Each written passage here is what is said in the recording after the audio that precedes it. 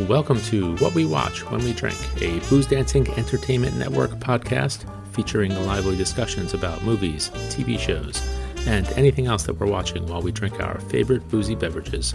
If you enjoy this show, please subscribe on Apple, Spotify, Stitcher, Google, Audible, and anywhere else you get your podcasts. You can also find us on boozdancing.com, and if you have any questions, comments, show or drink suggestions, email us at boozdancing@gmail.com. We'd love to hear from you. Happy New Year! We are live on a Whiskey Wednesday. What We Watch When We Drink is back for another great year of, I guess these are called podcasts these days. We are live. We hope you can spend a part of your Wednesday night with us or download this next week when it comes out. Available on all your podcast listening places. Tonight we're live on YouTube, Facebook, and Instagram. Anywhere else, Ange? That's about it, right? LinkedIn. LinkedIn. There you go. Yeah. We are back. We are ready to rock and roll for you. We got a great year-end wrap-up of 2026. A reminder that 2025. We're wrapping up 2025. That's right, 2025. We're moving a year in advance. I want to remind everyone that you can watch my two cohorts review items on the at the murder table on boozdancing.com and all those other places we talked about. They review whiskey and beer and wine and you name it. They review it. You have any ideas? Drop us a line. We will listen to them. And let's see. What else can I tell you? Oh, I know. I want to just remind everyone that we are the unofficial podcast of Regime Change. And 2026 is the year of our takeover of the podcast globe.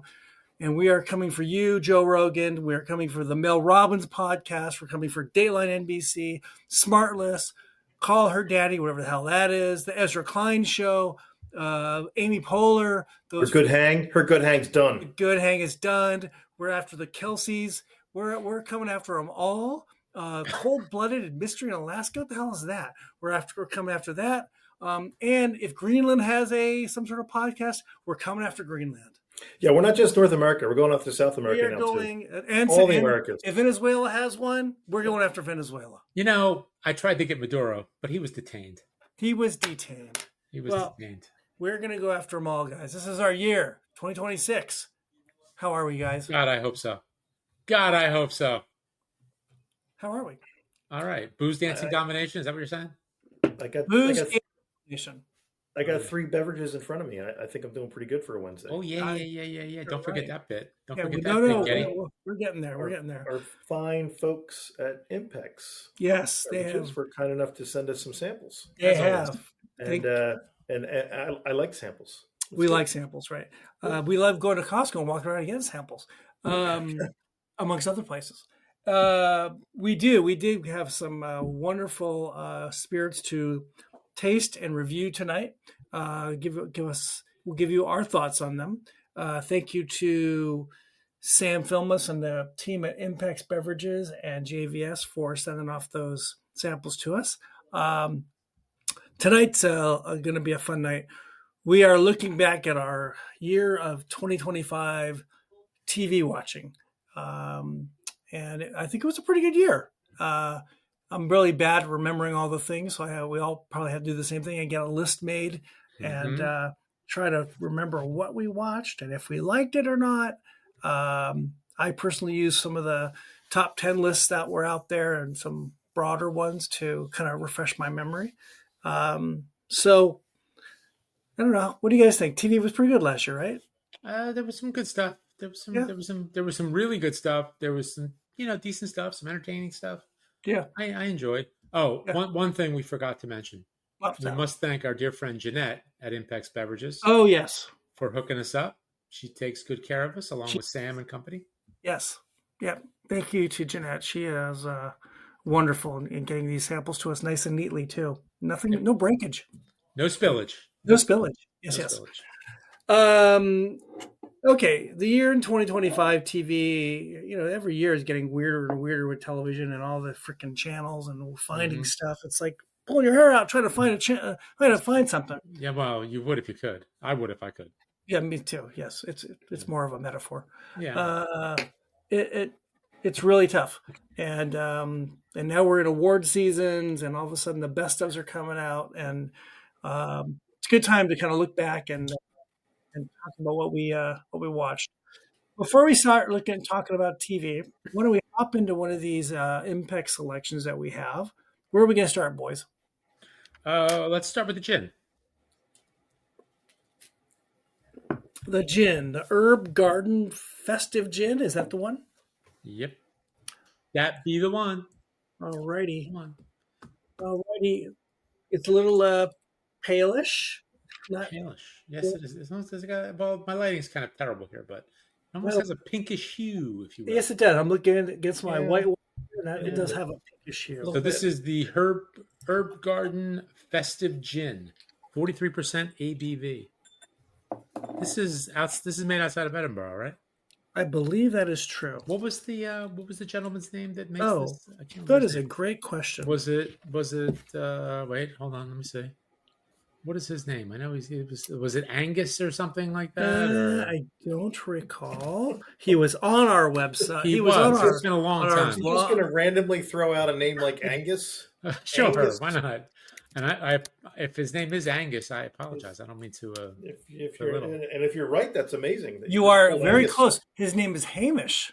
Hamish Martin. Hamish. Okay. Well, okay. See, I wasn't completely off base. Recall that he has a piece of property that he grows a large number of the botanicals that go into this herbs. The herbs. And he had an owl.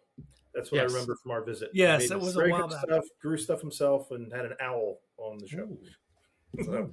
Yeah. Did we put some of this in our glass already?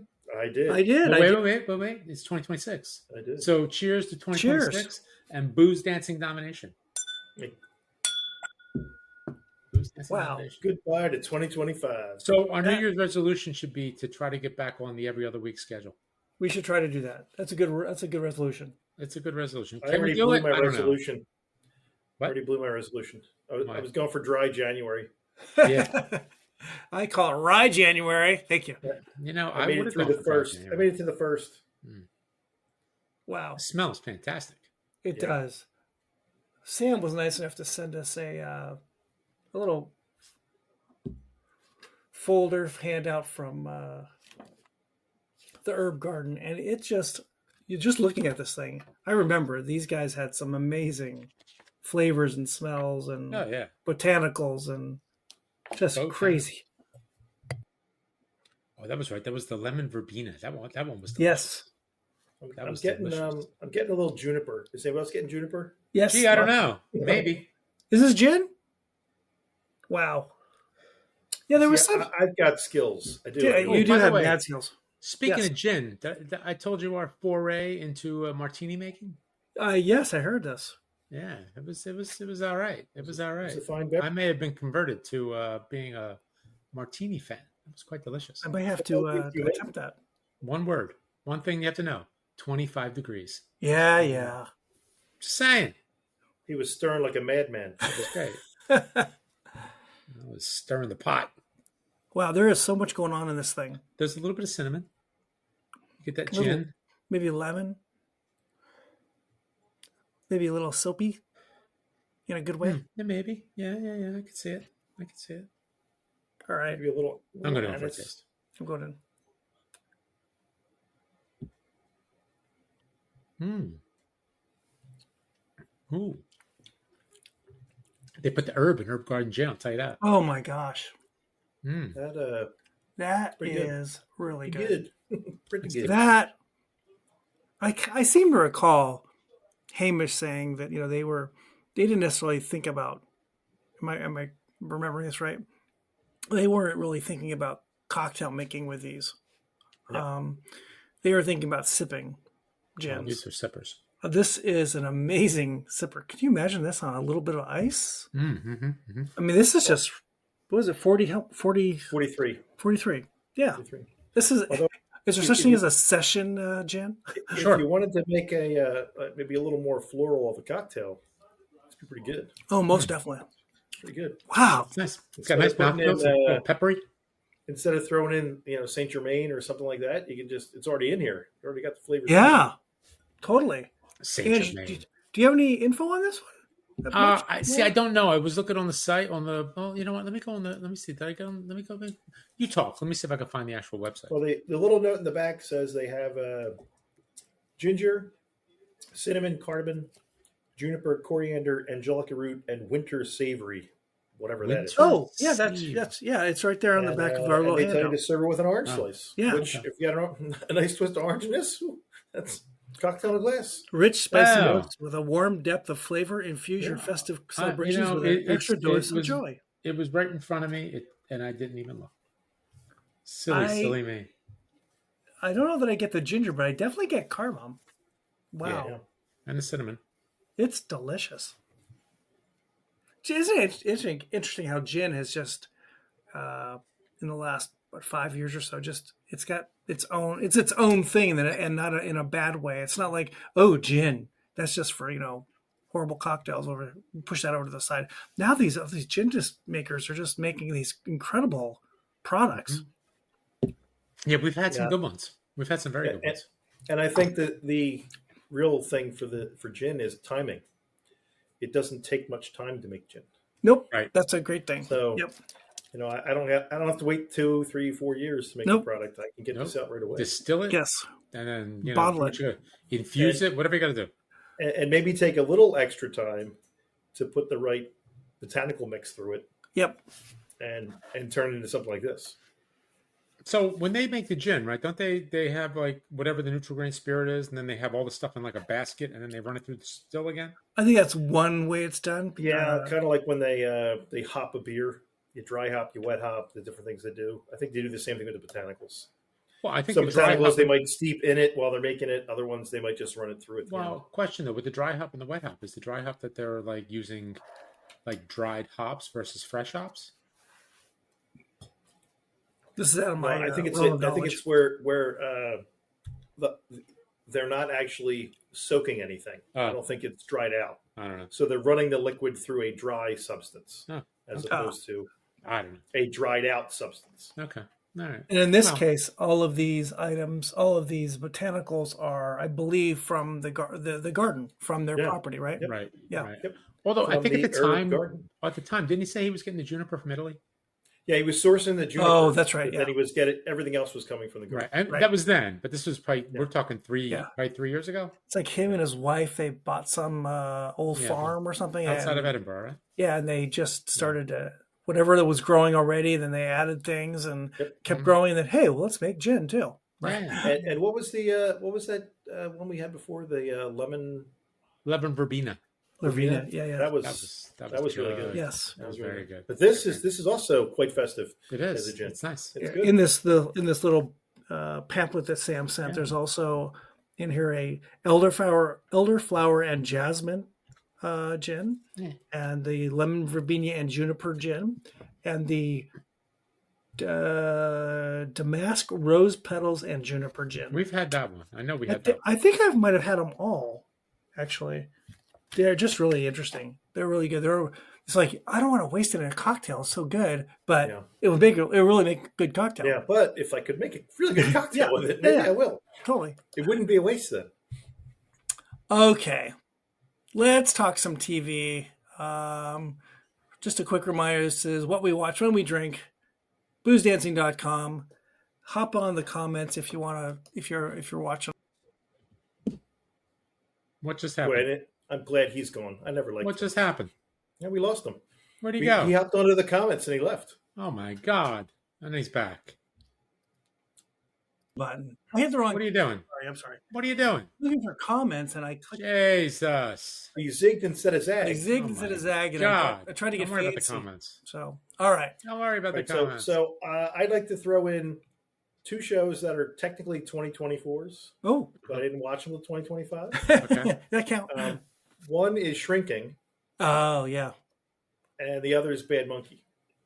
Oh yeah. Oh, did you finally finish it? And yeah. Bad Monkey was. I didn't find it. I finished it before. Bad Monkey was 2024. 2024. Really? Yes. That makes sense. And I have to say that since I watched them in 2025, they should count. So I watched. I'm up to date with Shrinking, the 2 seasons I watched, and then Bad Monkey. So why? And both Bad Monkey and Shrinking are coming out in 2026 with new seasons. Right. So let's talk it'll be shrinking interesting to see first, what Mike. happens. I have not watched it, and I've it's been on a list of mine to probably watch. Well, what's so good about it? Why'd you like it? Yeah, well, I was forced to watch some of it on the airplane because Forced? I had nothing else to do and I couldn't fall asleep. And I watched it and I thought, this is actually probably worth watching a little more of. So then when we got back from where we were, I got all of them to watch it, and everyone really enjoys the show. It's to find Jason Segel from How I Met Your Mother and other things, and Harrison Ford. And they are play psychiatrists and are psychologists, and it's just a really good show. What's the who's the black woman in the show? The other person in the practice? Oh, I can't remember what her name is. She's good, and I liked her in that show. I think I talked about before, that Love Life, the one that's on Netflix now. It used to be as an HBO Max show. Jessica Williams, is that her? Yeah, she's really good, and she's really good in Love Life, second season especially, which is the one she's in. So Brett Goldstein's in this. He produced it. Oh, okay. I got it. He's not. I think he does show up as like a patient in it. And this is that guy at the end of one season. But this is the same guy that started Ted Lasso. What's his name? Lawrence. Yeah. Lawrence? Yep. Okay. Kristen Roy Miller. Kent. He's Roy Kent. Oh, and it's a Bill Lawrence show. Yep. Where Kristen Miller's husband. Done so many TV shows. Yep. And this is yet another great TV show that he's put together. And not surprisingly, she's in it because, well, nepotism. Yeah. I gotta employ my wife. She'll be mad when I'm going to work each day and she's not with me. Kristen Miller's very funny. Who's this one? Krista Miller. Who's she? She plays Drew Carey's friend in the Drew Carey Show, a Bill Lawrence show. She plays one of the neighbors in Cougar Town, the Bill Lawrence show. Another show I didn't watch. Okay. Yeah. She plays the neighbor of Jason Segel in Shrinking. Okay. All right. She's another Bill Lawrence show. She's a very good comedic actress. I think you see a pattern. Yeah. Hey, it's good. It's good. Not that she isn't good in her own right. I'm not saying that's. But then you get the producer credit, and you get the producer money, and then you get the actress money, and it's all in the family. It's all good. I get it. Exactly. Yeah. I get it. But it's just a really well done show, talking about these three individuals who are supposed to solve your problems, whose lives are filled with nothing but problems, and how they all navigate around everything. The cliche psychologist trope from going back to the Newhart show in the 1970s. Yep. Right. Now you said Bad Monkey. Isn't that a Bill Lawrence show too? Bad Monkey, also a Bill Lawrence show. That's show. what I thought. Yeah. I don't believe his wife is in it. Kristen Miller has not shown up yet in Bad Monkey. Maybe next season. There's always season 2. There's season 2. But Zach Braff is in it, and he's in a Bill Lawrence show called Scrubs. That's and also in the Bill Lawrence show called Scrubs, Kristen Miller. And I believe Scrubs is getting a reboot. Getting a reboot. That's right. So Scrubs is coming back. Probably a Bill Lawrence Scrubs. So Bad Monkey, Vince Vaughn vehicle, where Vince Vaughn is basically just being Vince Vaughn. Vince Vaughn, yes. And he's good at that. It's when he's Vince Vaughn, he's good. He's good. He tries to do other stuff. Yeah, that's good. Yeah. But he's the best Vince Vaughn there is. So pretty much. Time to keep doing it. Yep. And we watched that as part of the pod, I believe we watched. Yes. As my homework. We all loved it. I'm counting it for 2025 because we did it in 2025. Yeah, it's a really good mystery, drama, comedy, farce thing, all set in somewhere in Florida. Really, really fun. And it's coming back for another season, and I believe this season is going to be centered in L.A. instead of in and around Key West, Florida. Really? Huh. No. All right. Well, interesting. We'll find out. So I don't know if they're coming back with like an anthology, like the whole cast comes back, but they're playing different roles, or if they're all coming back to be the same thing, just with a different locale. Well, he Vince Vaughn and was Natalie Martinez, I think her name was. They were great together. They were really fun. Yeah. Michelle Monaghan was in that one too. Just really a great Scott casting. Glenn's in it, playing his dad. That's right. Oh, that's right. Yeah. Boy, that was a good show. It was. We liked that a lot. John, what was his name? John Ortiz as his. John Ortiz played his. He was excellent too. Excellent. That guy. We loved it. Yeah. And I'm drawing a blank on the guy with the mustache. Rob Delaney. Rob Delaney. Who was in a great show, which was also part of our homework at one point. Yes. Yes. Right. which Great. you know, All right. two good shows. Excellent shows. Well, I want to go to Shrinking. I definitely. What's that? Is in season 3? It's going into season 3. I think they had like a split season, maybe. I guess I got to They go did back some to it. shows and then came back to do it. So, hey, question. We're going to do this. We're going to go from we're going to work our way up to our favorites. Sure. Okay, that makes sense. Yeah. Sure. Yeah. All right, Ange, throw a couple out. Well, I'll quickly say there's 2 on my list that I started, but I didn't finish.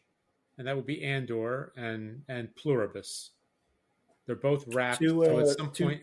Two shows that I saw on many top 20 lists. So Yeah, Pluribus didn't grab me. I got about 4 episodes in, and I kind of got bored. And I'm like, I'll wait for it all to go, and maybe it's a momentum thing. I just need to binge it. And same thing with Andor. Like I watched the first 3 episodes, and they were okay. But then season 2.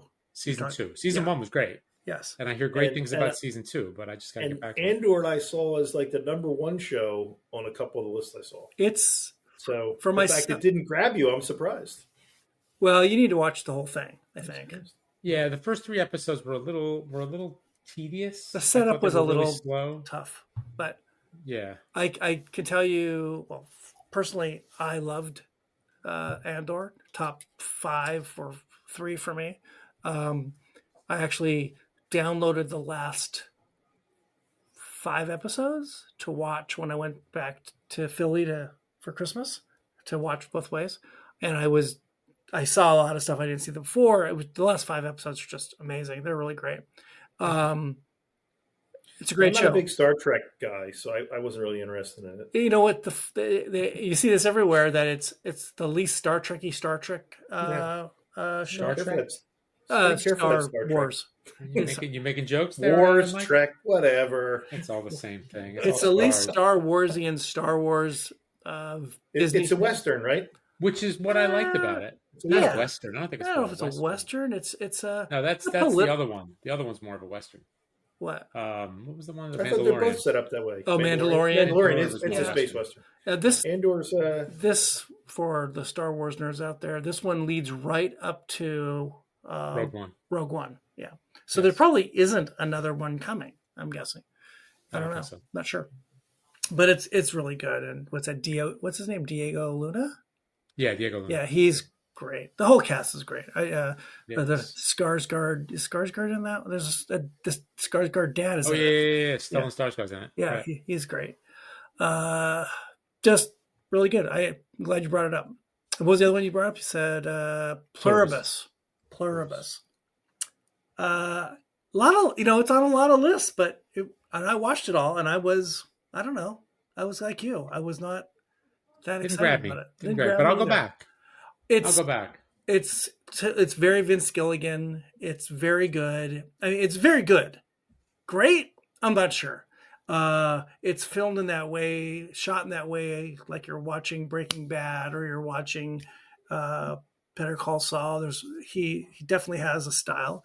And what's her name? Ray Seahorn. Seaborn. She's great. Seahorn.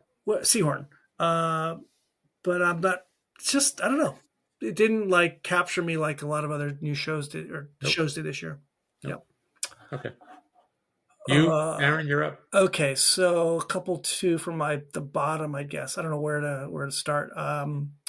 Well, how about, this is kind of a odd one, maybe. Long short story. I think I brought this up during the pod at one point. This is from the guy that did BoJack Horseman.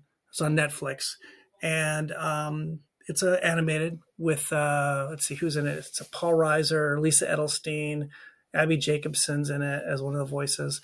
It's about a Jewish family, and it's over I want to say it's a 20-year period. 10-year period, most like 20-year period. And because it's animated, you can go back and forth all you want. And you follow this Jewish family from Northern California going through the pandemic, going through marriages and breakups and divorces and illnesses. And you see these, and it goes back and forth in time. It's really funny. It's really interesting. The fact that they're dealing with the whole pandemic and what happens in schools and the mom getting sick, Lisa Edelstein.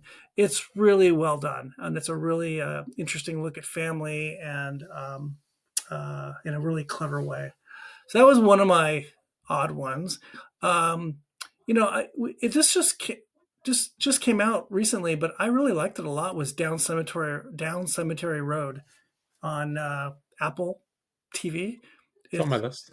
Yep, from another Mick Herron novel, the guy who did this Slow Horses. Yes, and it stars Emma Thompson and Ruth Wilson, and Emma Thompson is, I guess, the brainier version, or the more, I don't know, version of what Gary Oldman is. I don't the more put together version of Gary Oldman in Slow Horses, and it's it's a mystery drama, and you have to save a little girl and save British civilization, same civilization from some undercurrent of bad guys in the military. And it was really good. I really enjoyed it. I'm not a big Emma Thompson fan. I'm not a big Ruth Wilson fan, but they were really good together. I really liked it. They were. Yeah. So, I mean, it made my list. I mean, well, it was one of the things I watched, but I broke things down into excellent, almost great, good fun, cheese fest, and meh. So I put it in the good fun category. It was good fun. Yes. It wasn't great. It wasn't even almost great. It was just good fun. It was enjoyable. Why don't we go another round with one show, then we'll do a whiskey. Mike, do you have anything else? You're just so picky. I am so picky. He is picky. Meh. What's meh? Everything's meh. Before I go on, because this is a good time to do it. I had Slow Horses on my list too. Oh, that's in the A category. That's an okay. Show. We'll come back to that. Okay. Yeah. Mike, do you have anything else? I watched the next season and now last season of Fubar. Oh, I want to go to that. Which would be in the good fun category. Totally, yes. With Arnold Schwarzenegger and Monica I've heard of him. Barbero. It was, I really enjoyed it. I don't understand why they cancel shows, but yeah, I guess when it's only me watching them, I can see why. That'll do it. I don't know what the cost is to bring these shows back, but I thought it was really good. Yep. And you got another? Well, let me move up to the meh category. So why are we talking about meh? I'm just going to mention them. We don't do meh. I'm just going to mention them. The Residents started off good, and then it just kind of got very tedious. The Residents? The Residents. That was the one where there's the murder in the White House. Oh, yeah. Yes. And I didn't finish it. It started off good, and then I got really bored with it, and I stopped. And then the White Lotus season 3, I made it to the end. It just never got going. It was great. That's on my list of things to watch. Okay. I will say, kill it for me. I will say it's worth it just for Walton Goggins, because he's great. I mean, everybody was good in it. What's her name? Michelle Monaghan was great. Who's the other one? The one that's married to Tracy Letts. She was in the Leftovers and a bunch of other shows. I think she's on the Gilded Age right now. I can't think of her name, but anyway. But I mean, the acting was great, and Parker Posey was really good, and Schwarzenegger's kid was really good. So, but the storyline just never got going. I felt like it never went anywhere. So yeah, so those two are my meh list. I don't really have a meh list. I had my list but I lost it. Was a list of like A's and B's, and then honorable mentions. So that's kind of But my honorable mentions are good. My honorable mentions here, I would say the English Teacher season 2. I didn't watch season 2. I watched season 1. Season 1 was fun. Season 2 was fun as well. It might have been the funniest comedy I watched this year. The writing is so good. It's really, really funny. It was on Hulu. I heard it got canceled. It's not coming back for season 3. Oh, good. Then I can catch up on season 2 and not have to worry about it. Yeah. Just a really, with Brian Jordan Alvarez was the star and creator of it, but an English teacher at a middle school, high school in somewhere in Texas. and he's trying to get through the politics of school. He's gay, and he's got this crazy. There's a crazy group of people, other teachers and counselors and the principal that are the main cast, plus a couple plus students. I mean, it's a kind of a formulaic thing that we've seen before, but it's dealing with a lot of current topics with kids on campuses, and it was just really, really good, and really fun, really funny. English teacher, and the other one I had that would be down in this little world here would probably be. I don't want to put that one in there. I'm sorry, I'm scrolling a little bit here. Um, is the diplomat? Well, yeah, let's say the diplomat. Season 2 of the diplomat, right? No, they're on season 3. This was 3. Wow. Yeah. Wow, and it was also on my list, and that's up in the top tier. Then we couldn't save it. It was really good. I really enjoyed it. Another actress I'm not totally fond of, but she caught me in The Americans, and she's really good. What's her name? Well, then you are fond of her. Just admit you're fond of her. I'm becoming fond of her. Yes. Just your team Felicity. Admit it. I don't go that back. I don't go back that far with her. I'm sorry. But this year we've added a couple of interesting characters from the West Wing, who one becomes, what's her name? She becomes president of Allison Janney. Oh, Allison Janney. Yeah. She's president, and her husband is Bradley Whitford, who is the president. He's the president, right, in the West Wing. He's the he's the he's vice president, right? Deputy Chief of Staff. In the West. Oh, that's right. So they are married, and then it's all in Britain, and don't want to give too much away, and you're going to talk about it later too. But it was a very good season as well. Season 3 of the diplomat. And you know what's interesting about it? I want to just say this one thing. It's a really good political drama that doesn't have violence. There's no. I don't know about that. Not a whole lot. It's not. You're not getting. Like most of what you see out there. There's endless amounts of violence and shooting, and it's very small in this show. That's not where it's. Well, I guess it was really only one big violent thing in the end of the first season. And most every other political, like House of Cards, there's all kinds of violence, and there's mostly violence and a lot of political drama today. Mostly, yeah. Shows. A lot of it's off camera. How about that? Yeah, that's true. Because there are murders taking place. There are things happening. There are things happening, but it's not special forces being, There are, but you're not seeing. No, it's all off camera. Yes, right? You're off. Yeah. Yep. So you're going to see actors and You're seeing acting, yes, and not just special effects and things. Okay, we'll take a little break here. We will remind everyone this is what we watch when we drink, the 2025 television wrap-up show from your friends here at boozdancing.com. And we are moving on to another selection from the Impex family, which is a whiskey, I believe. What do we got? The Wolfburn Holiday Edition, 46% ABV. Now, we have had Wolfburn before. We have, and they're delicious. They're a relatively young distillery, aren't they? I believe that's true, and I believe it was started by originally founded in 1821. It was brought back to, old distillery. This version of it's pretty young. 1821, brought back to life after 150 years of being silent. I just like their logo.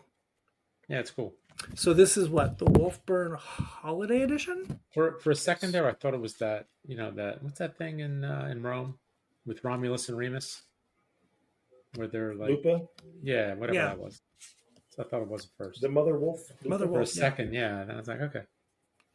So do you have anything about this one to... Look, I mean, I assume it's this one here, the most wonderful time of the year. That's probably it. Holiday edition, 46%. Yes, yeah. It says this limited edition bottling has been created to get the festive season off to a cracking start. Crafted from Wolfburn's signature smooth, sweet spirit, matured for a shade over 8 years. Ooh. It is the product of a marriage of two types of casks: Oloroso sherry hogsheads and first fill bourbon barrels. 'Tis the season to be merry. We hope you enjoy drinking it as much as we enjoy producing it. So that's all I got. I get a little of that Ooh, wow. iced animal cracker, a little like Glenn Farkless. Ooh, wow. To start it off. I just got my nose. It's a little vapory, but it's good. Oh, sweet. Kind of sweet. Like very sweet.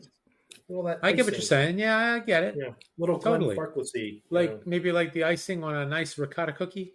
A nice ricotta cookie, or like an iced animal cracker with that like pinkish... with a little bit of vanilla. Yeah. But there's something else. There's a little cinnamon, like a little bit of cinnamon and spice coming. Mm-hmm. Also to go with that sugar. Yeah. I get it. That's a good. That packs a punch. That's nice. Does pack Aaron, a punch. else? 46. It does pack a punch. It really does.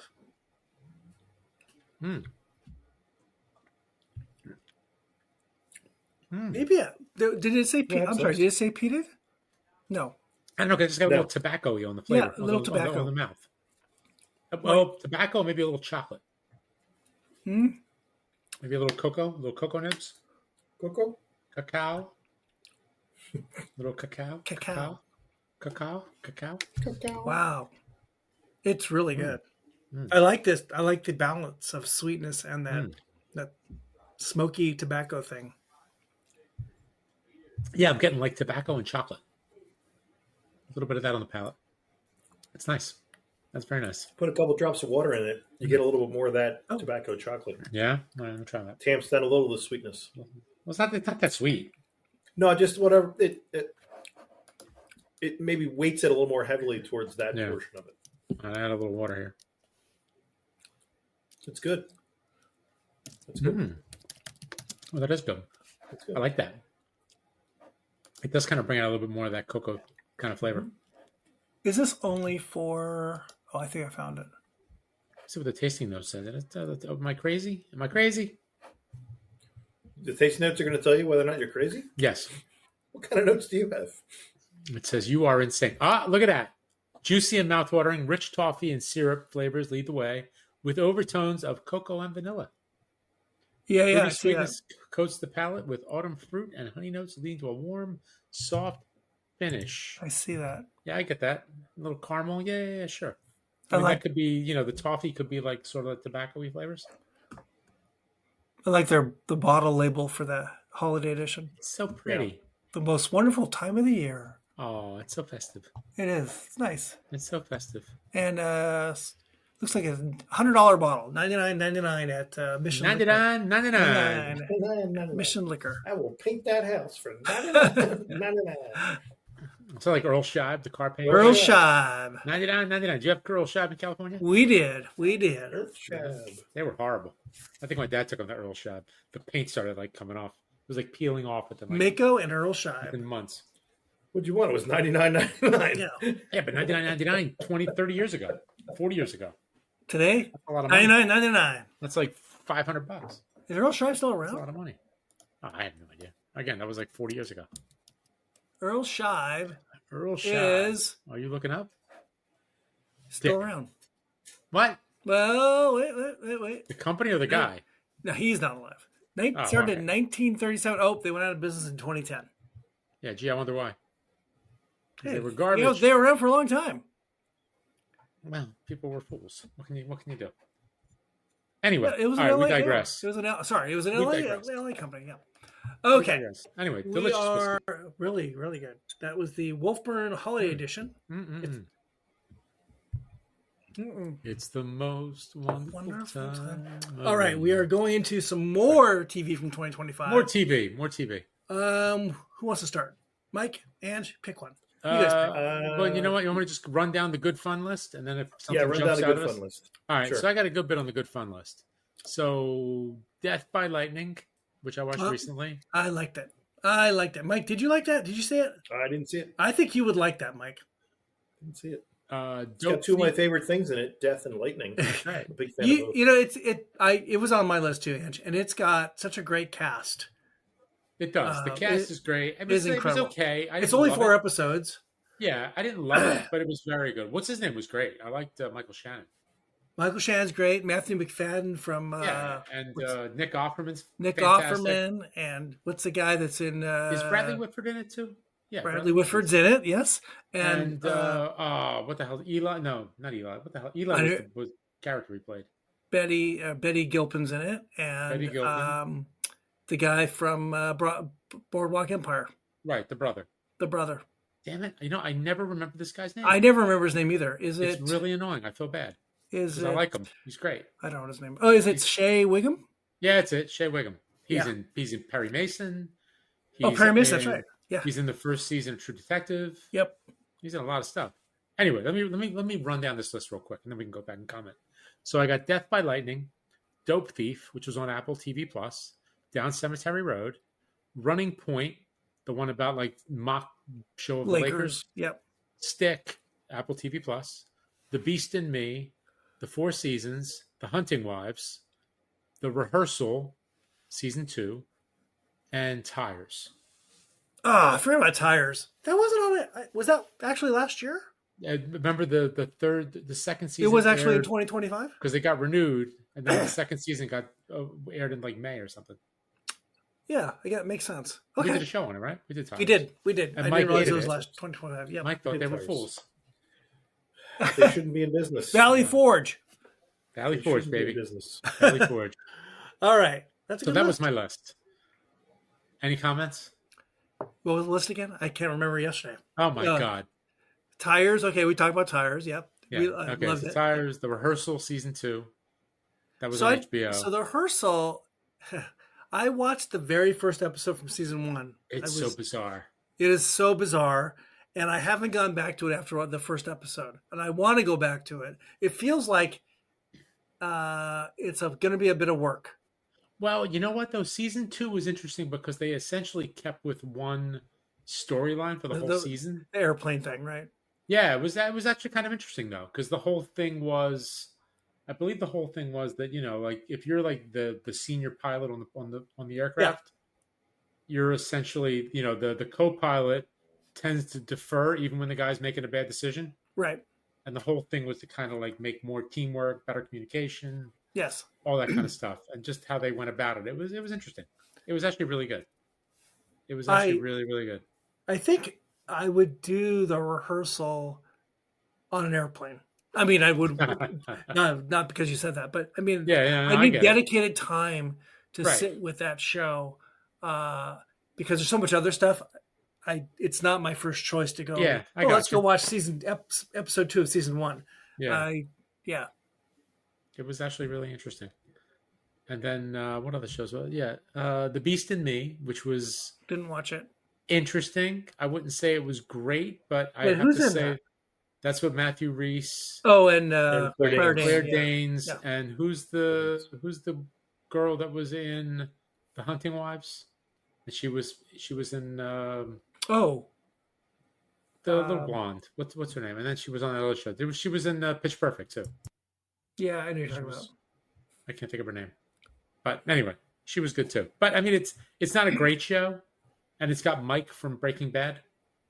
Mike, sport. Yeah. Hey, sport shoes. Yeah, so it was okay. It was all right. Matthew Rhys was great. Matthew Rhys was really, really good. We like him. Yeah, he was really good. And I like Claire Danes like I like Leonardo DiCaprio though. Well, you know what? She can be effective. There's a chance they're going to die in a show, I'm on board. If they're going to live through it, I'm not a fan of the show. She was effective. There's a great comedian influencer. I don't know what's her job. Oh, yeah. She does the Claire Danes on Instagram. everything. She does this great Claire Dane impression about just everyday stuff. Everything. Like harried and over the top. Like, oh my God, what do you mean? Crying. What do you mean I gotta go? The coffee maker's not going to work. Oh my God. What? Or calling her mom. It's that's tremendous. So great. My opinion of Claire Danes, and if there's a chance she'll die in it, I'm on board. Who was Claire Danes' mom? Live through it. Who's Claire Danes' mom? In real life? Yeah. I don't know. Why, famous is she a person. Nepo baby? Yeah, she is. Oh, she is. Well, that's all right. Good for her. I think you're confusing her and Gwyneth Paltrow. Am I? Claire Danes' mom is. Did you watch the Four Seasons? Did either of you watch the Four Seasons? I watched most of it. I didn't finish. What's the guy's name? What's his last name? His last name is Domingo, right? What's his first name? I can't think of his name. Coleman? Yeah, Coleman Domingo. He's really good on the show. He's really, really good on the show. I mean, it was okay. It wasn't great, but it was pretty good. And it actually followed the plot of the movie pretty The well. movie fairly well. Yeah. Fairly well, but except it told it over, 4 hours as opposed to like an hour and a half. Yeah. Right. Yep. So, but it was okay. It was good. It was a decent show. Didn't love it, but it was, good fun. What else? All right, let's move to your next category. Well, no. You go for a little bit. No, I mean we're hitting on all the shows that we've watched. Oh, so okay, all right. So we had Death by what's Lightning. your next category? Dope Thief was okay. It was worth it for Brian. I like Dope Thief a lot. Did you watch it with Brian Tyree Henry, the one shot in Philly? I liked it a lot. It was good. I mean, I enjoyed it. I watched it to the end. It probably could have been a little better, maybe. Of that genre, I thought it was pretty good. I thought the acting was great. I like Brian Tyree Henry. I like the other guy. Now, the other guy, was he the guy that played? I think I didn't know. Was he in his partner? The Pablo Escobar thing? Was he Pablo Escobar? I didn't see it. But that's who he was. I think he played Pablo Escobar. And I like the cop. The one from yes. Jesus Christ, my mind is shot. You know what I'm talking about. I do. Yeah, the one that was with Margot Martindale and yes. Yeah. Right. And Giovanni Ribisi. Yes, that one. Yeah. Okay. Marin Ireland. Yeah, she was very good. Wagner Mora is the guy you're thinking of, I think. And I don't know who that guy is. He was in He looks so familiar. Smith too. He was? Yeah, he was. Yes. He's the same Mr. He's like the other Mr. Smith. Right. And he was the one that was with Parker Posey. Right. Yes. Right. Yes. Yeah. And he is Pablo Escobar. He is. Oh, is that right? I did not know that. Kate Mulgrew in this too, and she's really good. I liked her. Yeah. I liked it. It was in my top for the year. I don't know, whatever top number of shows. I mean, I enjoyed it. I watched it. I'm just saying, it was like it could have been maybe a little bit better. It wasn't quite top tier. Oh, and then I got my Cheese Fest. Really cheesy shows. What's Reacher that? season 3. I didn't get through. Not as good as the other season. Did I get through it? No, it was better than the second, but not as good as the first. I thought this one was. He was a little too unstoppable. Yeah, well, he's Reacher. He's supposed to be. And then there's another show, Ransom Canyon. That was I don't know that. That was also pretty cheesy. What's her name is in it? Girl that was on Friday Night Lights. What the hell's her name? Whatever. Anyway, it was okay. It was okay. It was entertaining, but it was cheesy. It was very cheesy. Right, what do you got above the Good Fun? What's the next one up? All right, the next one up from Good Fun, Almost Great. Almost Great. Almost what Great. Do you got? I got Hacks season 4. Yeah. Mobland. Oh, Mobland. Which I really enjoyed. Don't get me wrong. I did too. But it was definitely almost borderline cheese fest. Tom Hardy brings it to excellent. Everybody else kind of takes it down a little bit of a notch. I mean, Pierce Brosnan and Helen Mirren were fun. Helen Mirren takes a show down a notch? I mean, they were just over the top. How dare you, They sir? were over the top. How dare you? I mean, how's this? When you compare and contrast the Tom Hardy character and then his buddy, the other guy, and then you get Pierce Brosnan and Helen Mirren that are chewing up the scenery like nobody's business. It was fun, don't get me wrong, but they bring it to like almost camp. Wow. You know what I mean? Wow. You know what I'm saying? Aaron, am I off base here? Well, I enjoyed it. I enjoyed it. Don't get me wrong. I might want to get season 2, but yeah. I don't believe we're talking about Dame Tom Hardy, but Dame Helen Mirren, and you're saying it's cheap. Hardy was tremendous. The show was worth it just for Hardy. Hardy was awesome. I like that Pierce Brosnan and Helen Mirren will do a show like this. Oh yeah. They were having fun. I love that. They were having fun. They're at the point in their careers where they can say, "I'm not doing a TV show. I'm going to do a movie, and I'll do a cameo, and I'll do something on PBS, and that's it." But this is like, I don't know that I call it cheesy, but it's it's a mob show. They're shooting them up thing. They were cheesy. The show itself. Yes. They can just say, "Sure, why the hell not?" Yeah. I love that they say yes to this stuff. Okay, they're not above it.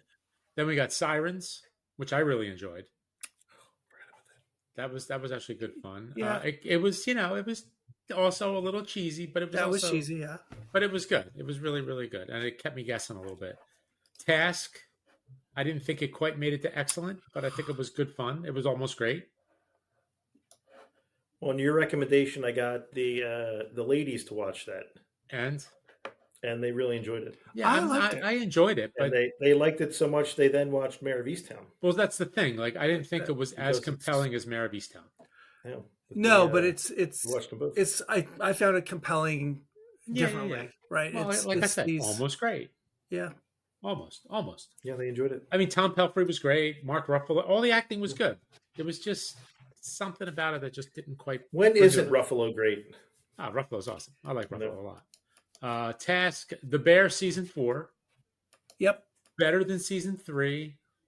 Not quite as good as almost on par with season 2, and no way near season 1. Season 1. Yeah. Season 1 was by far the best. And then we got Your Friends and Neighbors, Which we all watched. Well, which it I was. really Yeah, it enjoyed. I loved it. I but enjoyed it. wasn't I wouldn't put ludicrous? it in my Why not? top for the year. No, well, I did. That's the Well, that's the, I wouldn't tier put it in below. my top 25. I like that show a lot. How That dare was, you. that was a lot of fun. That was a lot of fun. And again, it was all about Amanda Peet and John Hamm and the other guy. And my wife is so bad with the names of shows, she Uh-huh. just kept referring to it as the Ham Show. The Hamm show. Let's watch the Ham Show. And Is you had that, to think for a minute, like, what are you even talking is that a cooking about? show? Is that a cooking show? It's The the Ham Show. Okay. Can you get eggs with that? Can you get a ham and eggs? Watching the Ham Show. So that was my almost great categories. Mike, comments, thoughts? Let's say go to the next category. Oh, all right. Because So, we oh, basically all wait. centered We still got around the another same whiskey to stuff. go. We got another whiskey to go. So why don't we want to take a We'll take a break before we get to the big stuff. Yeah, let's take a break. Get to the the- other the one, and then one we'll just thing- go on a tear. Does anyone watch actual network television? I basically don't. 'Cause Um, I still watch Grey's Anatomy and the two NCIS shows, which I thought were all good this year. I had no. I said I had this list. I had no network shows, Yeah. and So no one's watching Abbott Elementary anymore. I never watched I'd like it. to get back to it. I love Yeah. season 1, and I started to Yeah. really like season 2, but then it Is that kind of on? That's on ABC.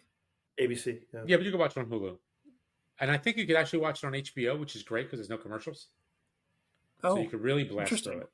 Yeah, you could blast through it really fast. But it's a fun show. Season 2 started off great. Yeah. Like it was just, the whole thing with the Eagles, almost not a tailgate party, but is it a Philly Why show? not? well, not. Yeah, it's Philly show. It's supposed to be. It's a set in Philly. That's what I show. mean. That's what I mean. Yeah, but it's not filmed in Philly. No, I meant set in Philly. Yeah, it's a lot of fun. It's definitely a lot of fun. And as the Cheryl watch Lee the Ralph TV is great. watch the shows with the kids. I'm watching Percy Jackson, the Olympians. Lisa, my wife loves it. She's watching were- it too. Another show dropped tonight. We were going to watch it again. Yeah. We watched all of Stranger Things. Oh yeah. My son had nothing to do, so he watched from the beginning, all of it. So he watched to the end. And then my other son came back from college and then did the same thing. So we basically watched Stranger Things twice during the break. And we watched the second season of Wednesday, Oh yeah. Okay. which was a lot of fun. Yeah, that was Again, it's not high cinema, but No. it was a lot of fun. And your boy Buscemi was in that one. Uh-huh. Talk about chewing some scenery. Ooh, He that guy. takes up a lot of he takes up a lot of air. Yeah, no, that's all right. That's all right. He had I think Steve's fantastic earned hair. it. But he had fantastic hair in it. Did he? Yes, he did. He did have a good wig. Fantastic hair. Yes, he did. Fantastic hair. So So let's do the next whiskey. Yeah, let's do it. okay. I mean, this is a little different from prior years where we would actually rank them like top 10, but If I This had is my too much. list, there's just too much. But my excellent list, is probably 10 or 11 shows. I'll give you And mine. it seems as if our two lists are sprinkled somewhere in your list. So Yeah. Yeah, I got 11 shows on my excellent list. Of the things, again, You know, I that- watched. There's stuff I that haven't. sounds like you might be an easy grader. That seems like too many A's. No, you'll see. We'll see. All right. Okay. We are gonna take a little break here. Whiskey number 3. Whiskey Yeah, number Not whiskey. 3 Beverage number 3. So Again. this Gin, is whiskey, and whiskey. from the So this Impex is from the family. Impex collection. It is from the Royal Brackla Distillery. It is 12 years old. Cast type is a hogshead, so I guess that's sherry, right? But I guess they don't tell you whether it's first fill, second fill, whatever. This is a single cask. Yes. Selected by our dear friend Sam Filmus. This was distilled on 5/17/2011, bottled 5/30/2023. Cask number 110000245, 58% ABV. So that's all I got. I mean, I got tasting notes, but I'll skip that. I'm not gonna Now look at that. this smells vapory. Does it? I don't know. 58%. Oh, yeah, I'm definitely. getting some vapors. Definitely vapory. Yeah, but you gotta push past that, right? Yep. All right, let's see what we got here. Let me give it a little swirl. Wow. I'm getting a little vanilla, Very Maybe a vapory, little- like you said. maybe a little butterscotch.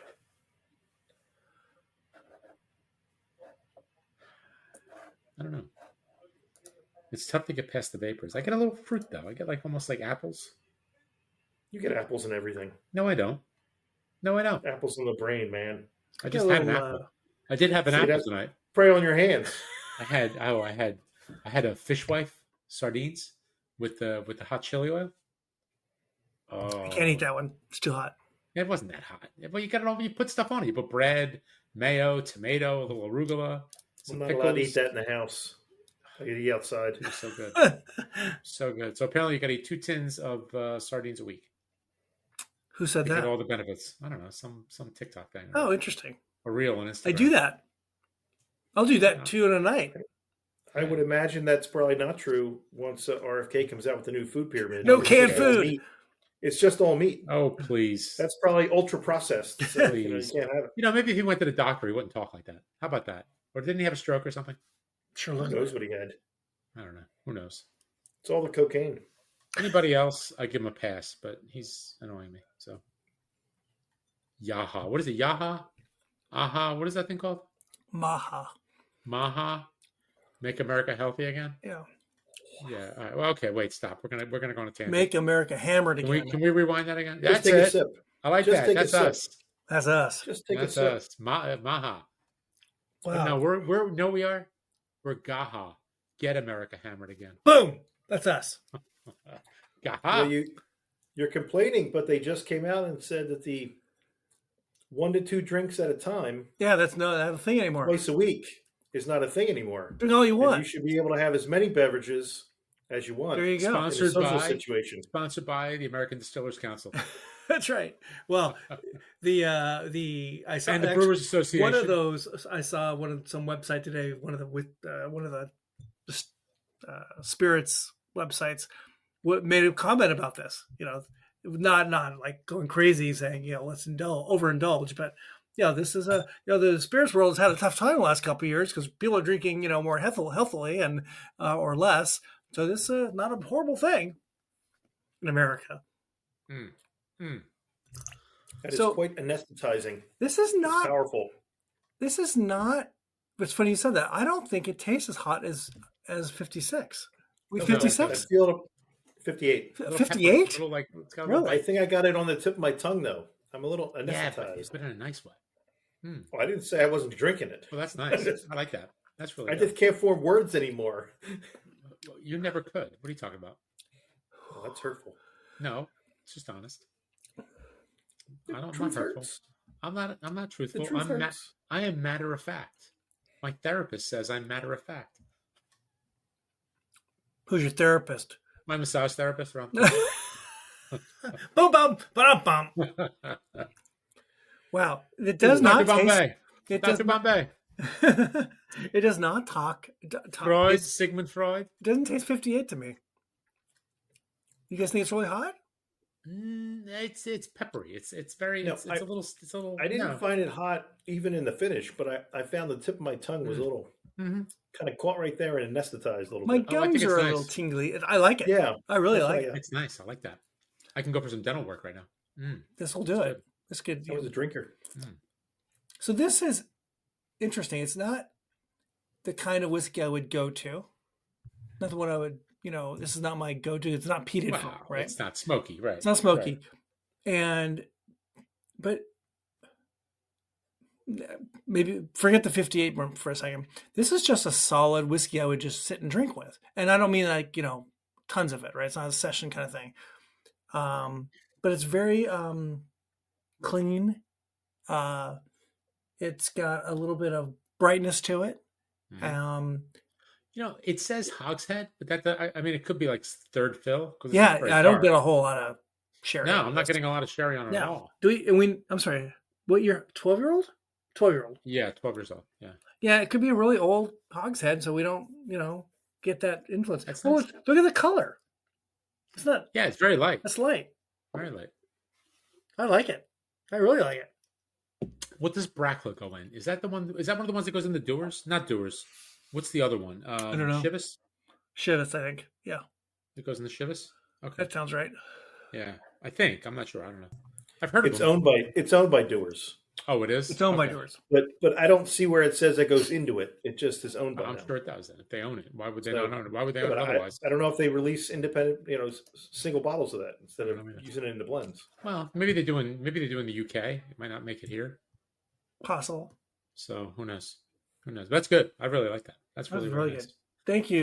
Three lovely spirits. They never Sam. steer us wrong, do they? It's a fun one. No. And you said Sam picked that one? That's what it says here. Picked by Sam. Well, we know Sam. He's got a good. You think? You think he knows a thing or two about whiskey? He does. You Yeah, think he's he has okay. You think he has a very, very influential and successful import business? Yes. With maybe 40 brands. Yeah. I don't even know how many they have now.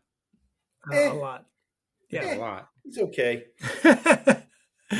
Oh, we love the guy. We love him. God, We love you know him. what? There might be like 40 between We love There Sam. probably the is. whiskeys and the Rum. rums, Yep. and then Yeah. And the the gin. Jaeger spirits, Plus, and the they're Herbarn, and the- they do their own. This one is like this is its own brand. The Impex collection is Impex a separate collection. brand, right? Yeah, and I assume they're going to be when that new distillery. I hope when that new distillery opens up in Isla, that the whiskey exchange guys own, or Sukender. I hope because that's under the whole Port Asking and Black Tot. I hope Sam will be the importer. I'm sure. That'll be exciting. That's a peated stuff, and Tormore too. I think right. I think they own that as well. Not sure. Okay, back to TV. So what were we going to do here? So we're going to finish You up want me to just with. read off my excellent list? You want to and read then your we can fill in? excellent list, Run and down then, your excellent list. See All where right, we I'm are. just going to run them off. and then I'll come back to my. Well, we'll stop you when we're done, Okay, too. and they're alphabetical. So, Adolescence, Great show. American Primeval. Oh, I didn't put it in my top 25, but it was really good. I really enjoyed that. It was very good. Department Q. Great show. Everybody's Live with John Mulaney. Highly enjoyable. Yeah, I know you like that one. I didn't get into it. Oh, it was so good. Mr. Scorsese, the little 6-part documentary on yeah. Martin Scorsese. Yeah, Shoresy, season 4. excellent.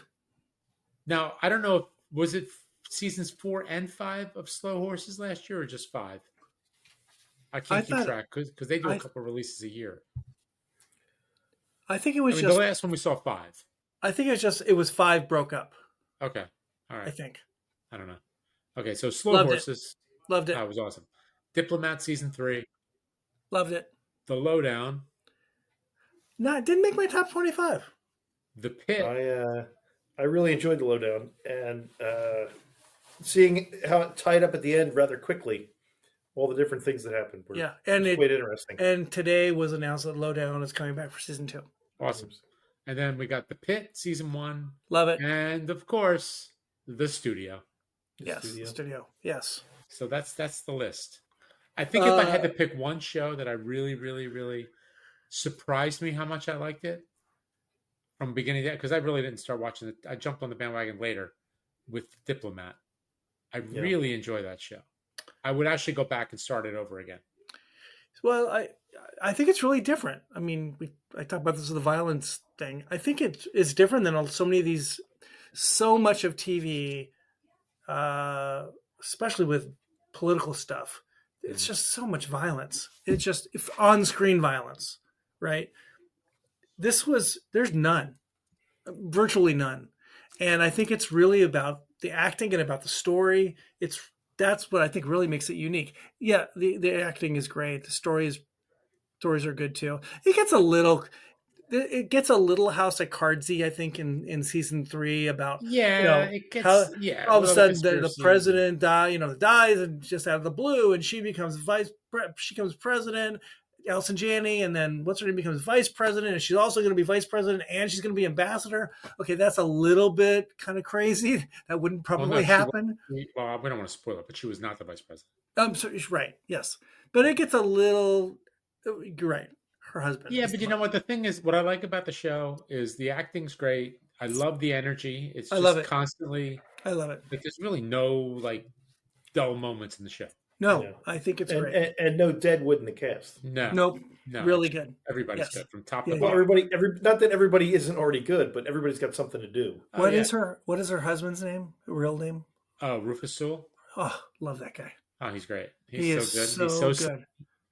He's so slimy. And much like Succession, I put it in the same category. They know how to do a season-ending cliffhanger. Yeah, they do. Yeah. They get like, oh my god, every single time. It's great. They do. It's so much fun. It's so fun. Yeah. I can't remember what was on that list because I know it kind of overlaps into mine a bit. Department Q. Love it. You convinced me to finally. I didn't like it at first. Then I gave it a shot, and I think I watched it on my flight back from Spain. And it was just awesome. It was just so good. As I've said a million times on this podcast, that I love the British crime drama with the screwed up cop, and the cop is having to deal with his own crap as well as trying to solve a murder or solve some crime. Although technically the showrunner is American, right? It's the guy that did. It's American Primeval guy. No, it's not American Primeval guy. No, it is the Queen's Gambit guy. Queen's Gambit guy, and also Monsieur Spade. He's also Lee, right. Yeah, he is. Department Q. And that other one, the one with the Western show. That's what I was thinking of. That one. Yeah. What the hell is that one called? That is called Godless. Godless. Yes. Which was great. That was really good. That was really good. Yes. That was really. I would actually go back to that. I would go back to that. I almost did. That was very good. Yeah. What else was in there, Ange? What else do you have in there? Department Q, Everybody's Live, Mr. Scorsese, Shoresy, season 4. Okay. Season 5's coming out soon. It's coming out this month, or it might be February. So it's already out in Canada. Right. Right. It's got released, I believe, on Christmas Day. I think on Crave, and then it'll be on Hulu sometime. I think this month. I can't speak enough about how great that show is. It's so good. And it's a great comedy. It's season 4 is about the off season. You know what, Aaron? I would run a marathon for you. It's a love story, as you point out there. It's so good. It's about an aging athlete and what he's going to do the rest of his life. It's about teaching another generation.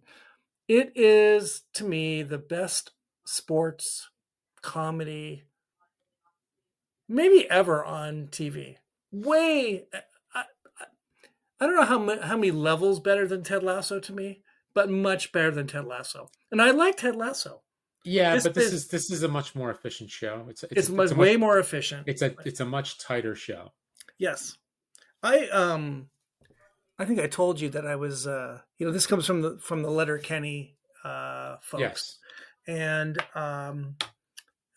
it's actually a character from Letterkenny, and I've been listening to a Letterkenny podcast, and from 2 of the people that were in the original Letterkenny, the Jared Kiso's sister in the show, and another character, and they've had on various people from Letterkenny, talking about the way that was filmed. If you watch Letterkenny, it's filmed very oddly.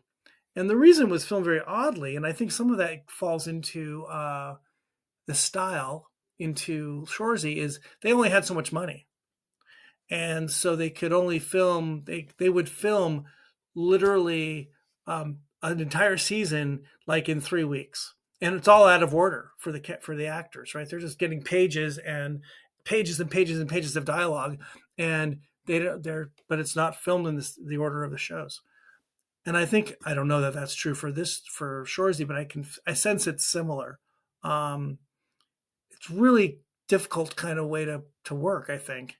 And these actors are just amazing that they can do this. I also love the hockey part of all of it. The hockey part of it, it's hard to make sports on a show look realistic. How often do we look at I don't know, whatever, going back to, like Running Point, the basketball on that show? Not so good. It's never great. Not it's so never good. This great. almost makes me want to watch hockey. Almost. The hockey stuff, because these guys really play hockey. They're real hockey players, right? Oh, speaking of, I saw Ted Hitchcock. He was in a FanDuel or an MGM betting ad on YouTube. Oh wow! Yeah, I was like, sellout. So the group of those guys, the cast, they do this really cool thing. The group of the Shoresy guys, they do a charity hockey game against alumni of. Well, if they're in Boston, they're playing the alumni of the Bruins. If LA, they play the Kings alumni for charity. They were just here like 2 weeks ago in LA. And so these guys are real players. Some have real NHL experience. Some guys have high minor league experience. And it shows in the hockey footage. They really do that really well. I should add, I haven't watched this yet, but the guy who directed all of the episodes of Letterkenny and I believe all the episodes of Shoresy has a new show out on Netflix called Heated Rivalry. Do you know about this? I started watching the first episode. I have not yet. It's a hockey centric show, and I want to watch that as well. So I can't talk enough about Shoresy. I think it's great. We need to get Jason. What's his name? Jason Matuz. What's that guy's name? Oh, Jason Mantzoukas. We need to get him on our show. Mantzoukas. Yeah, Jason Mantzoukas. Jason, come on. We love to talk to about Shoresy. He's got a good name too. No, we need to have JJ. Frankie, JJ, yes. Jean-Jacques, Frankie, Jacques-Jean. What else do you have on your list? Something Jacques-Jean. Right. Okay. Anything else? Shoresy, Slow Horses, obviously. Slow Horses is great. It's so fantastic. Last season was so good. It is so good. I mean, they have. I don't even know where to start. How good it is. It's just so good. It's fun. It's thrilling. It's got violence. It is just good television. I mean, I don't know how else it's just good television. Yep. Just good television. It's great. It's just so good. And I mean, what's his name? It's just worth watching it just for Gary. And Nick Mohammed was in it this year. That's right. I was going to say from Ted Lasso. Yeah, they got the Apple TV Plus connection. Yeah. They got the Apple money coming in. Yep. And then, of course, we've got The Pit. Season 2 starts, this week? Tomorrow, I think. It drops tomorrow night? Yeah. So this is on HBO Max. I get my daughter to watch that. Did you watch it at all, Mike? We watch it. We watched the first episode, but then, we've got busy with other stuff. It's intense. I got to get her to watch it. It gets very intense. Tell me what she thinks. I was on the fence at first because it felt like, they were like making the show by the numbers. Right. Like ticking off the boxes and all this kind of stuff. But then once it starts to get moving, I mean, Noah Wyle is really fantastic. Yeah. And he should clean up in awards because he was really good. I hope so. Yeah. He was really, really good. I'm not saying it was my favorite show of the year. It's a deep field, though. It's a deep field. It is, but it's a deep field. He was really good. I think it's really beautiful that he was on that show 30 years ago, ER, that really maybe set the bar for medical dramas. Right. Yeah. And now he's come full circle back to a show that's elevated the medical drama to a whole different level. Yeah. It's really and he goes from the wide-eyed right out of school guy. He's grizzled veteran, right? Totally. Yeah. Yes. We need a veteran presence. Dr. Robbie. He's a tough native. Yeah, it's really, it's so good, and then you can argue, what was that show on Fox 24, that the whole clock thing gets a little annoying, Yeah, and I don't know how realistic it really is. I don't know, but it didn't bother me. You have to You have to definitely push aside the reality that, well, here's the thing. I mean, it's an inner city hospital, right? It's a level 1 trauma center.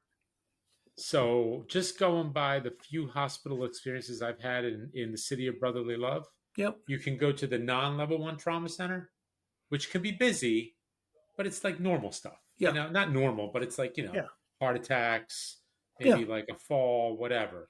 No Then you get the gunshots. other one. Yeah. Then you get the other one, gunshot wounds, Yeah. homeless people. Yep. I'm in there and there's the guy. I'm not gonna name names. But I may be employed by one of these places. But you've got the guy who's coming in from the prison in the orange jumpsuit in like hand and with 2 police officers because something happened and they got to treat him. It's absolute mayhem. So you're waiting and I sprained my ankle once. I was like 5 hours in the ER waiting in the waiting room. So anyway, maybe it's true, especially on a weekend night. Well, I think there was enough that came out when it first came out from the medical community, people that worked in level 1 trauma or just in emergency rooms, who said this is the most accurate portrayal of what we go through on a daily basis, and not just the physical stuff, the mental grind, the anguish, what these people have in their own lives, right? Drugs and family and whatever, that there's and having to do crazy medical procedures on the fly. Yeah. I if I didn't hear that this was like very realistic, I think, oh yeah, it's a good TV drama. But it feels like, from what other people have said, this is really like being in the war, being in it, and they hit a lot of things that are mass shootings and measles outbreak and things that are in the news today. And I'm assuming this new season will be probably, they'll hit some big topics too. And I think it opens up 6 months later or 9 months later. I don't know that. Something like that. Yeah. We got sucked into it. And it was definitely a show that we looked forward to on a weekly basis because you couldn't stream it, you couldn't binge it, right. And when it came out, can't wait. Let's go. It was very good. It was really, really good. Yep. It was my number 1 show. If I had to pick a number 1 show, it was the number 1 show for me. Okay. Yep. Right. Now, I think if I had to pick a number 1, it might be it'd be tough. It might be a couple ties. I really like The Studio. Yeah, I'd probably pick The Studio. I really like The Diplomat. I really enjoyed Shoresy. I like them all. That's why they're all on the excellent list. All right, so let's of the new, I'd probably go Studio. So let's talk Studio then. There isn't a bad member of the cast. There's not a bad member of the cast. No, and it's the perfect use of Seth Rogen and his insane laugh. It is, yes. And his, you can tell he's that's really not acting with the other guy in it, like like Barinholtz. Oh my God, it was so good. No, they're actually really good friends. They really are. Because how well they play together. Yeah. And Catherine O'Hara, for as camp as she was in her last role, she's really good in this one. She's really good. Catherine Hahn is great. Oh, Catherine Hahn's fantastic. She's insane. She's got a filthy mouth. She is. And Chase Sui Wonders, I think her name is. She's their assistant, admin. Admin, but who moves up. Don't forget the reliever, Bryan Cranston. And Bryan Cranston, yes, coming in, the closer. The closer, and and the other 2 people playing themselves, just exaggerated versions of themselves. Right. Yeah. Who is Zoe Kravitz, and Dave Franco. Yeah, and Ron Howard. And Martin Scorsese. Well, he was in season 1. Was he in season 2? 1. He's in episode. What do you mean season? There is only 1 season. This is the only season. This is the first season of Studio. Oh, right. That's right. Yes, that's right. Did you just buy my movie and kill it? Oh my God. Oh, and Charlize Theron, wasn't it? First episode too. Get out. It is so funny. I mean, it's crazy. It's an homage to Hollywood, yet it skewers Hollywood at the same time. Yep. Yeah. right? I think it does. And it makes fun of the big stuff. It makes fun of the little stuff, and it really is a love letter to filmmaking and to acting. The Seth Rogen character is, just this what pie in the sky, old And romantic about movie making. and I think he's naive about the behind the scenes piece Very much so. of all the Yes, know. he's How doesn't this get done? Well, this is why it doesn't get done. That's right. He's naive about the financing. He's naive about writers and directors and casting. And he's just oh my god, what was the name of the actress in that the episode where they're trying to find the perfect shot? The one. Oh shot? yeah, what's her name? Yeah, I know what you mean. I can't think of it. Olivia something. No, They're going to get the winner. Yeah, the winner. Olivia Wilde. Oh, no, I know what you mean. Oh no, not that one. Cool. The one up on the the Canadian girl. Oh, they're trying to get the sunset. The sunset one up on the hill and the Palisades. She's the Canadian actress. There's only one of them. There's only She one. is. No, but it's so good. And yes, you're right. Seth Rogen is like the perfect vehicle for him. Oh my god! And then the music is just relentless. Music is so absolutely relentless. Yes, it is absolutely relentless. There's a whole. It's almost. It's manic. It's almost Marx Brothery. I was just gonna say that. Yes, it's very Marx Brothery, and he's Marx Brother. He's always falling. He's always he's Dick Van Dyke-ish in this. He's getting hit. Not making this up. Pie in the face always is hitting Seth Rogen, right? And he's the guy that puts on his pants and the pants split or slips on the banana peel. He is just so good. I can't imagine this show not taking a lot of awards coming here with award season coming out. It's great. This is great. If I have to say, The Pit and this are 1 and 1A or back and forth. Again, it was tough because there was just there's stuff I would never rewatch. I don't think I would rewatch The Pit season 1. I would rewatch The Studio. I wouldn't rewatch Adolescence, although I really enjoyed it. I might rewatch. Well, enjoyed is relative. Enjoyed is relative because it was very uncomfortable, but it was really good. I go back and watch Department Q in a heartbeat. I'd watch American Primeval again. Yep. You watch all of Shoresy again? Oh, please! I have. Because you already have. I've done it 3 times. I have. Yeah, I think I watched this third one in this episode. It's this like season. There's like a couple shows that I can just watch over and over again. I'll put that on. Yeah. I'll put on Fleabag. I'll put on that Love Life. I'll put that on because it's like just turn it on, just let it go. Put your head up. It's like, oh, this is so good. May I hit some ones we haven't hit? No, we're done. Okay. Yes, come on. All right. So this will be in no great order because we've hit a lot of the ones we've already that were on my list. But North of North on Netflix. It was a little small town romantic comedy filmed in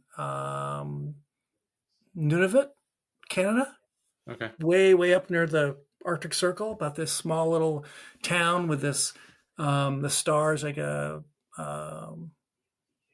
single. She wants to get away from her husband, who's kind of holding her back, and she wants to do more for this little town that her family's from. Her mom's who's gotten sober, and they've had mom-daughter issues, and she tries to get her life kind of like Mary Tyler Moore, trying to get her life together with her daughter and try to make this town a little bit better. And it's in the middle of nowhere, and it's a little bit of northern exposure. It's a little bit of fish out of water, even though she's really she's a fish in the water, she knows, but she wants to be out on her own. Really good. And it's a great, and also gets into some conversations about the way the Indigenous community has been treated in Canada over the years. It's really fun. On Netflix, by the way, North of North. Couple other ones that I had. We didn't really talk about the Adolescence, how good that is. Oh, it's very good. It's really good. And also one that deserves every accolade that it's going to get. It was so good. And it leads me to a show not somewhat kind of connected, Same star, a star is what's his name? What's it?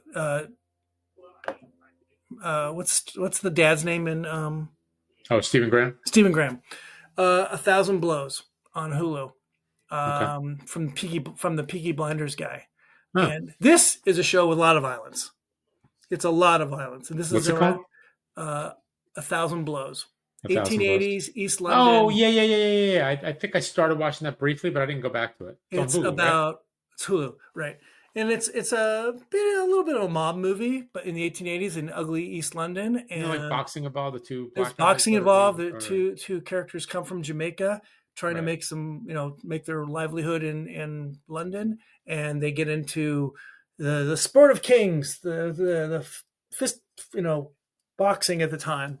And Erin Doherty, who's also she's the in adolescence, she is the prosecutor, or she's the therapist Okay. in that one episode with the kid in Yeah. adolescence. She is the kind of a ringleader of this women's mob group in 1,000 Blows. It's really good. And gosh, Stephen Graham's wife's in it too. Stephen Graham's wife's in, I believe she's also in, she plays his wife, I think. I think so. I think you're right. Yeah, that's his wife in Adolescence too. Very good. Highly recommend it. We talked about Death by Lightning.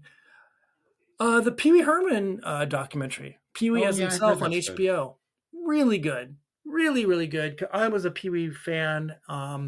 Getting to hear Pee Wee in his own words up to his death. He died shortly before this was finished. And he was a guy who didn't want to, he played a character in life and to the point of being totally absorbed by it. And he never admitted to being gay and never admitted to having cancer. And he just played, he had this big wall up, and he's really great. He's really great being interviewed in this. If you want to learn about Pee Wee, that's on HBO. We talked about The Bear, Department Q. I really like The American Revolution. Just came out on PBS, the newest Ken Burns documentary. If you're looking for a documentary to watch this year, I thought it was predictable. Yeah, we know who wins. Spoiler alert! Spoiler alert! Don't bet on it. We didn't. Going back to our boy Seth Rogen. In my top 10, I had Platonic. I haven't watched it. It's really good. So it's about Seth Rogen and Rose Byrne. They are friends from college, and they in season 1 they get back together. They have been apart for a bit, and she's now married to an attorney, and they've got 3 or 4 kids, I think, and a dog, and she's trying to figure out what she wants to do with her life. Seth Rogen is this crazy guy who's back. He's got a brewery in downtown LA with a couple partners, and he hasn't grown up at all. He dresses like a crazy person in college. It is another Seth Rogen vehicle where Seth Rogen is Seth Rogen, and they have this kind of odd relationship. They're friends. It's platonic, but they know each other back and forth. And she calls him out on crap, and he calls her out on crap. And season 2, he has sold off his brewery, and he's gonna maybe marry the daughter of the company that bought the brewery, and it falls apart. And Rose Byrne, she's tired of him, having all these problems and never facing up to all of his problems, and she kind of dumps him. They get back together, of course, but it's really good, and she's a very underrated comedic actress, I think. Rose Byrne. I think they were good in Neighbors. They were really good in Neighbors, and Neighbors 2, and Neighbors 2. Where they play off one another. So Yes. I can only imagine how good that is to see them in yet another vehicle where they're doing the same thing. And this is a Nick Stoller vehicle, which is the guy they're trying to get in the studio. It all comes together. Yes. It's all lining up. Again, if you get a chance to work, why not work with your friends, right? Yeah, exactly. Okay, so that. So what's our excuse? That's I right. wish I had some friends. I got nothing. A couple odd ones I might have brought up during the year. Such Brave Girls on BBC. I saw it, I think it was on Prime or Hulu. Really fun British show about a mom and two daughters and their toxic relationships. Really fun. The Eastern Gate, I would recommend this too. It's on HBO Max. It's a Polish political drama, spies, very, very in the now about Russian intervention into Poland and into Belarus. Really, really good. And The Eternaut on Netflix. I think I talked about this one too. It's Yeah, based which on one's that? I don't know how you pronounce it. The Eternaut, E-T. Oh, is that the one E-T. in South America? It's in Buenos Aires. Yeah. Right, It's right. yeah, the end of the world. It's based on a comic from the 1950s. Right. Yeah, it's supposed to A be very killer good. snow wipes out everything, and the survivors have to figure out how to manage their lives. Okay. It's very good, Oh, it sounds and funny. it's hilarious. And I think that was all I Everybody's had. Yeah, that's it. Those were all and somewhere in there is my top 25. That's it. I don't know. I thought it was a really good year for TV. There was a lot of fun stuff. Yeah. Yeah, there's been some moments during the year where I felt like there was nothing to watch, and but as a whole, I thought it was. I mean, we've talked about a lot of good television, and a lot of it's coming back. A lot of those same shows are coming back, and I don't know. TV's in a weird place at the moment. It's going to be weird if Netflix buys Warner Brothers, and I don't know. It's going to be an interesting year. Did that go through yet, or that's still in the works? Still in the works. Yeah. And we just cut the cord for cable. Really? And we went all. And they're spending exactly the same. YouTube TV, all streaming, doing everything else. So it's very interesting because you basically have left 3, 6, and 10. Our network television. Yeah. They're doomed, which is why you see them buying all of these streaming services or being bought by streaming services, really. Yeah. And who cares? They're not going to watch that anymore. You're going to watch that as an afterthought. It'll be interesting. One more thing. One other thing I have to mention that was in my top 25 was the World Series this year. It was one of the great World Series. I did not care for it. It was one of the great World Series ever, and maybe the greatest Game 7 ever, and maybe the greatest game ever, arguably. It was just great television, very dramatic, and I should say, you could argue whether Fox is a very good broadcaster for TV, for sports. I have problems with them sometimes, and the play-by-play guy is actually the Dodger play-by-play guy on TV out here. I'm not a fan of Smoltz. John Smoltz, but John, I don't know when to shut up, Smoltz. That him, but the drama on the field was at insane historical levels, right? I also find it interesting that Shohei Ohtani, if this was a different commissioner in a different time, he would be banned for life. Yeah, maybe. And instead, he's now the biggest thing in baseball, possibly one of the biggest athletes in the entire world. Yeah. With the international presence, and what he did during that World Series was just unbelievable. And we were recording this on January 7th, 1/7, and today on the MLB Network, it was all Shohei Ohtani Day. 1/7 being his number 17, and it was just all Shohei stuff today. It was fun watching. It's just amazing to watch that. Where his interpreter getting caught gambling in the old days, it would have been everybody's guilty. Yep, you're all out. Yep, and instead he's the biggest thing in the game. And what's truly amazing is the Blue Jays in Game 7 had the lead briefly, I think, when Bo Bichette came off the disabled list to hit a home run. Yep. And they're letting him leave. Possibly to the Dodgers. So possibly to anybody that wants them, but Yeah. not to the Blue Jays, which Yeah, is amazing. possibly. That, Yeah. You know, this guy, if the game had turned out differently, he would have been the World Series hero. Yes. Coming He's got off of the disabled list to be activated for the playoffs and hitting a home run in Game 7. For the analytics nerds out there, he's got a lot of negative numbers and they're declining. He's not on the rise of the player. That's the Fisher cut bait at that point in time. You're either all in or you're out. There's no in between. I wouldn't give this guy a massive long-term contract. He could be a long-term win, or he could be like Albert Pujols leaving the Cardinals and going to the Angels. Yeah, where you're like, that's not very good. No. Or Griffey Jr. leaving the Seattle to go to Cincinnati, or any of these guys that move over and. We've talked about this too, and you and I have talked about this too, how sports on TV is very complicated, and it's getting worse. It's very hard for the viewer. It's hard to find games. It's irritating as can be. It's horrible. And unless you have a streaming service, I don't know that maybe unless the NFL. Now you have to have every streaming service. Unless the NFL is probably the easiest one. If you get the NFL package, you can get every game, I believe. MLB package does not get you every game, I think. I don't know about... And the other thing that you have to realize with some of these packages is that the only reason they work now is because it hasn't expired yet. Yep. So the long-term deals that the networks had signed with Major League Baseball or the NBA or the NFL, all that's expiring. And as it expires, you see what baseball has done. They carve up the season now, and it's all over the place.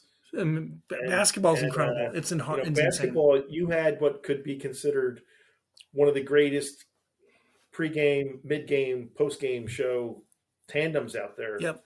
And they just let it all go because, we don't have it anymore. So you guys can go find work somewhere else. And they did. They did. But you couldn't imagine doing that 10 years ago. You'd be like, these guys will be together forever. Peacock. The NBA is insane. NBC, Peacock. Where else is it, Andrew? Anywhere to get a couple extra. Is it on HBO? Because it was on HBO last year for a little bit.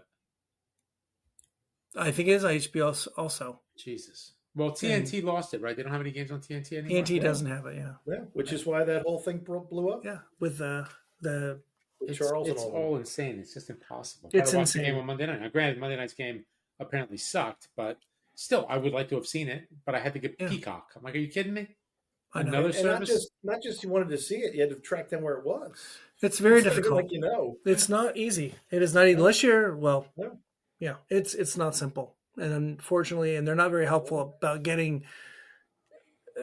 All the sports are not good at helping the fans find games. Football explodes and their contract ends. I think it'll be Monday Night Football will be somewhere, and Thursday Night Football will be somewhere else. Yeah. It's a money grab. And the NFL is just as bad with all because I can get a few more dollars out of somebody else for their programming for that particular. But the thing is, unless the ratings tank and no one watches, it's not going to change.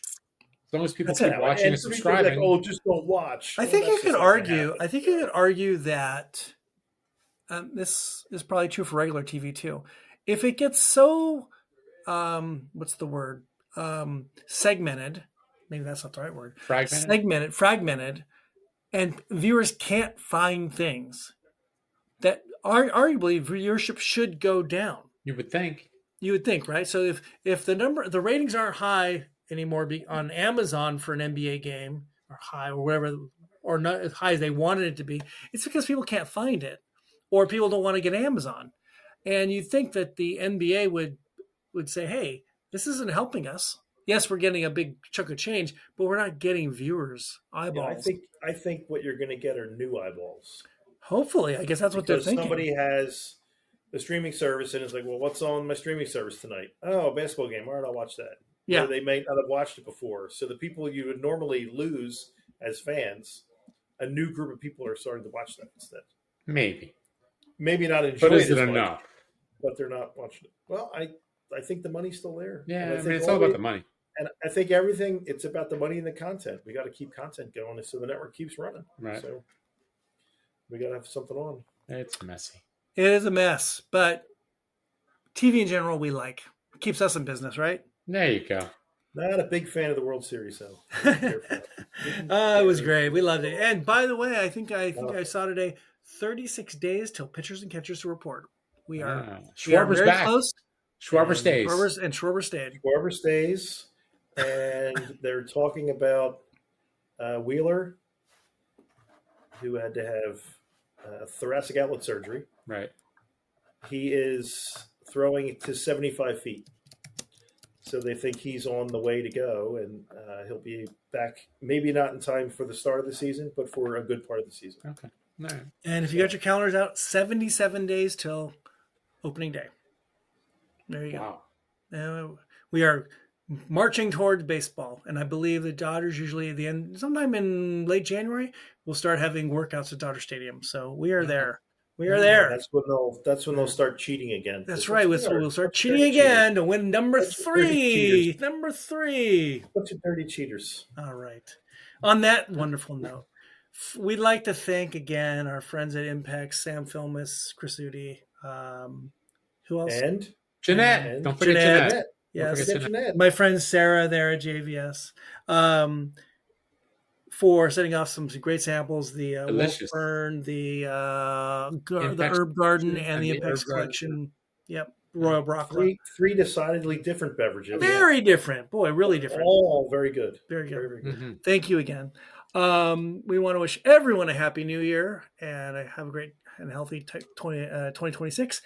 This podcast, What We Watch When We Drink, will be out available to download in about a week or so. Yep. And you can hang with it on your own. And then again, the Murder Table will be bringing you more reviews from these. I got to get back on the Murder Table bandwagon. I've been a little slacking. The bandwagon has been slacking, but it'll be back in 2026, as well will this podcast on a semi-monthly basis, right? We're going to do our best. We got something special lined up. We'll be regularly irregular in our broadcasts. That's right. We will have a very special broadcast. We're going to have a classic rom-com. We're going to have a little bit of an in memoriam. Yeah, for some great people that and maybe do a movie rundown. Maybe. Although you watch depending on how it goes, we'll see. Yeah. All right, gentlemen. I wish you well. I wish our wonderful audience a happy New Year, and to you boys a happy New Year. Thank you. And we will talk soon. Talk to you later. All right. Cheers. Cheers, boys. If you enjoy this show, please subscribe on Apple, Spotify, Stitcher, Google, Audible, and anywhere else you get your podcasts. You can also find us on boozdancing.com. And if you have any questions, comments, show or drink suggestions, email us at boozdancing@gmail.com. We'd love to hear from you.